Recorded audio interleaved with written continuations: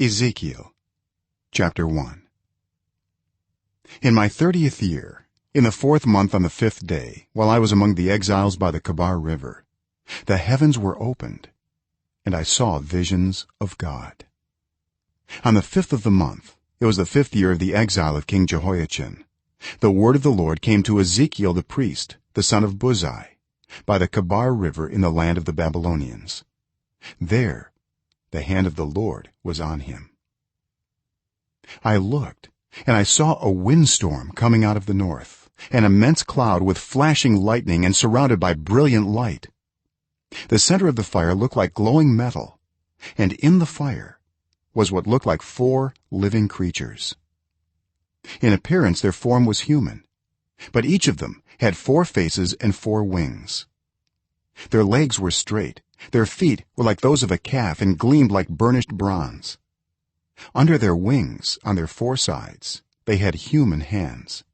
All 4 of them had faces and wings, and the wings of one touched the wings of another. Each one went straight ahead. They did not turn as they moved. Their faces looked like this. Each of the 4 had the face of a human being, and on the right side each had the face of a lion, and on the left the face of an ox.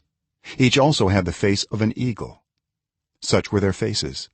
They each had 2 wings spreading out upward, each wing touching that of the creature on either side, and each had 2 other wings covering its body. Each one went straight ahead. Wherever the spirit would go, they would go, without turning as they went. The appearance of the living creatures was like burning coals of fire, or like torches. Fire moved back and forth among the creatures. It was bright, and lightning flashed out of it. The creatures sped back and forth like flashes of lightning. As I looked at the living creatures, I saw a wheel on the ground beside each creature with its 4 faces. This was the appearance and structure of the wheels. They sparkled like topaz, and all 4 looked alike. Each appeared to be made like a wheel intersecting a wheel. As they moved, they would go in any one of the 4 directions the creatures faced. The wheels did not change direction as the creatures went. Their rims were high and awesome, and all 4 rims were full of eyes all around. When the living creatures moved, the wheels beside them moved, and when the living creatures rose from the ground, the wheels also rose. Wherever the spirit would go, they would go, and the wheels would rise along with them, because the spirit of the living creatures was in the wheels. When the creatures moved, they also moved. When the creatures stood still, they also stood still, and when the creatures rose from the ground, the wheels rose along with them, because the spirit of the living creatures was in the wheels. Spread out above the heads of the living creatures was what looked something like a vault, sparkling like crystal and awesome.